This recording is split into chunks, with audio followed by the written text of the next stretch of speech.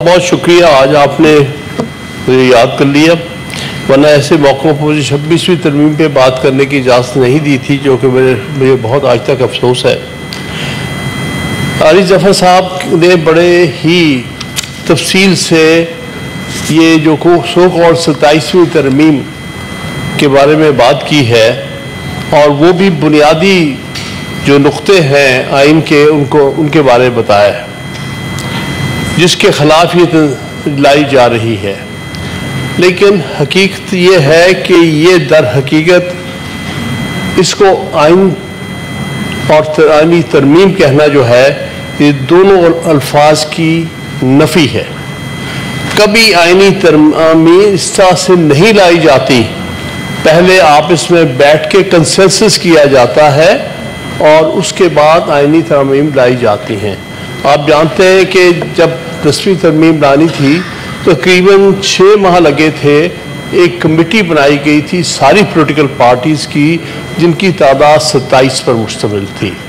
उसमें हर पार्टी का नुमाइंदा मौजूद था, और जब वो 6 माह पर 27 के 27 मेंबरान इस पर मुत्तफिक हो गए थे कि हम इस तरमीम को मानते हैं कि ये आइन को उसकी अपनी रूह पर लेके आ रही है, आइन को अपनी असल शक्ल में लेके आ रही है। बिल्कुल सही कहा अली ज़फ़र साहब ने कि जो 2 तरमीम थी जो डिक्टेटर लेके आए थे, 8वीं तरमीम थी ज़ियाउल हक के दौर में और 15वीं तरमीम थी इसके मुशर्रफ के ज़माने में। उन दोनों तरमीम ने बेहद नुकसान पहुंचाया था, और मैं इसका क्रेडिट देता हूं उस वक्त की पार्लियामेंट को, जिसने 2010 में असल शक्ल में आइन को बहाल किया था। अफसोस की बात यह है कि जिन्होंने आइन बनाया था, जिन्होंने लीड किया था आइन बनाने में, जिसमें ज़ुल्फ़िकार अली भुट्टो साहब सिर्फ वज़ीर आज़म थे और उनका इनिशिएटिव था, और बड़ा अच्छा इनिशिएटिव था। उन्होंने अपोजिशन की हर जमात को कॉन्फिडेंस में लिया था, लीडर ऑफ द अपोजिशन ने भी एग्री किया था। तब जाके आप अगर तारीख देखते हैं तो वो तरमीम मंजूर हुई थी, और उसकी सबसे बड़ी खूबी ये थी कि तरमीम जो थी ये यूनानिमस थी, सब पार्टीज़ की मशवरे के साथ। उसमें वली खान साहब भी, जो उस वक्त main leader of the opposition थे, उन्होंने भी एग्री किया था, और सारी जमातों ने एग्री किया था। तो उस हवाले से वो आइन जो कि पाकिस्तान में पहली दफ़ा सारी कौम ने मुत्तहिद थी, उसकी धज्जियाँ बखेर दी, पहले ज़ियाउल हक ने और बाद में मुशर्रफ ने। ये भी क्रेडिट पीपल्स पार्टी को जाता है, जो आपकी पार्टी है, कि 10वीं तरमीम जो 18वीं तरमीम है वो भी आपके दौर में आई, और उसमें भी इनिशिएटिव लेने वाले जो उस वक्त चेयरमैन थे सेनेट, उनका बहुत बड़ा हाथ है। क्रेडिट लेते हैं वो हमेशा इस बात का। अब समझ में नहीं आ रहा कि उसके बाद क्या नेसेसिटी थी कि आपने 26वीं तरमीम और 27वीं तरमीम लेके आनी। उससे तो जो कुछ भी किया था वो निगेट हो गया। जो ओरिजिनल आइन था उसकी रूह ख़त्म हो गई।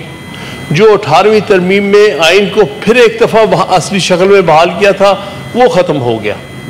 इस वक्त जो 26वीं तरमीम है वो मैं समझता हूँ आइन की मौत है, और उसके बाद आज जो 27वीं तरमीम लाई जा रही है वो आइन को दफन करने की कोशिश है।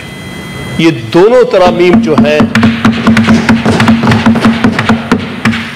ये दोनों तरमीम जो है हमारे लिए हकीकतन काबिल शर्म है, और इसको जिस तरह से कराया गया आपके सामने 26वीं तरमीम, लोगों को उठा के लाया गया, बेचारे लोगों के बच्चों को उठा के लेके आया गया कि हाँ जी अब आप वोट डालें।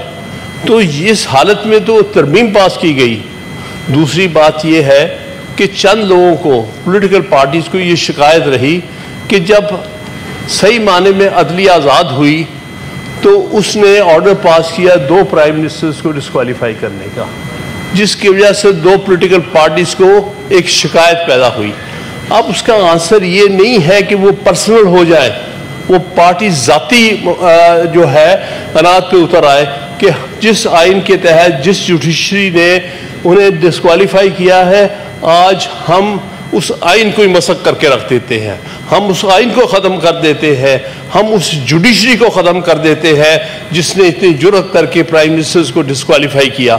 میں سمجھتا ہوں فیصلے بے شک کڑی حد تک کنٹروورشل ہے، میں ان کی سپورٹ نہیں کر رہا، لیکن اس کا مطلب یہ نہیں ہے کہ اس غصے میں کہ فلاں وقت پہ فلاں چیف جسٹس تھا اس نے یہ فیصلہ کیا، اس کے بعد یہ چیف جسٹس تھا اس نے یہ فیصلہ کیا، اس لیے یہ جوڈیشری کی جو انڈیپینڈنس ہے یہ بہت غلط چیز ہے، اس کو ختم کر دیا جائے۔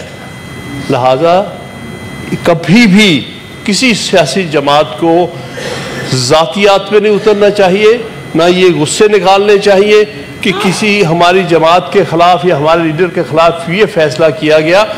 تاریخ میں فیصلے صحیح بھی ہوتے ہیں اور غلط بھی ہوتے ہیں، اس سے عدالتیں بیان نہیں کر دی جاتی، کیونکہ فیصلہ آپ نے وہ غلط کیا تو یہ عدالت ہی جو ہے اس کو ناکام اور ختم کر دیا جائے۔ تو میرا کہنے کا مطلب یہ ہے کہ یہ سوچنے کی بات ہے اس وقت، اگر یہ عدالتی نظام آپ کا ختم ہو جائے گا تو پھر اس کے بعد کس کے پاس آپ جائیں گے اپنے بنیادی حقوق کے لیے؟ کس کے پاس جائیں گے اپنے اور حقوق بنانے کے لیے؟ یہ جو لوگ اس کو ووٹ ڈالیں گے اور جنہوں نے 26ویں ترمیم کو ووٹ ڈالا وہ تاریخ میں جسٹیفائی نہیں کر سکیں گے اپنے آپ کو۔ یہ بات واضح ہو جائے گی کہ انہوں نے ٹیمپرری مقاصد کو حاصل کرنے کے لیے ایک مستقل ایسا فیصلہ کیا ہے جس سے کہ سارا آئینی نظام اور عدالتی نظام تباہ و برباد ہو کے رہ گیا ہے۔ اس لیے چیئرمین صاحب میں آپ کی توجہ دلاتا ہوں، ہم تاریخی مومنٹ پہ بیٹھے ہیں، اگر ہم کسی وجہ سے بھی کسی بھی ذاتی انات کی وجہ سے کسی بھی ذاتی رنجش کی وجہ سے ہم کوئی ایسا اسٹیپ لیتے ہیں جس سے آئین مسخ ہوتا ہے اور عدالتی نظام تباہ و برباد ہوتا ہے تو اس کو سب بھگتیں گے، ووٹ ڈالنے والے بھی بھگتیں گے اور آنے والی نسلیں بھی بھگتیں گی۔ یہ وقت ہے کہ ایک دفعہ پھر سوچے کہ اس قسم کی چیز نہیں ہونی چاہیے۔ آپ کا بہت بہت شکریہ۔ سینیٹر پرویز رشید صاحب سر جی سینیٹر پرویز ادھر سے ابھی تک کوئی نہیں بولا۔ سینیٹر شکریہ رشید صاحب۔ چیئرمین صاحب بہت بہت شکریہ۔ سب سے پہلے چیئرمین صاحب میں ایک اعتراف کرنا چاہتا ہوں، لیڈر آف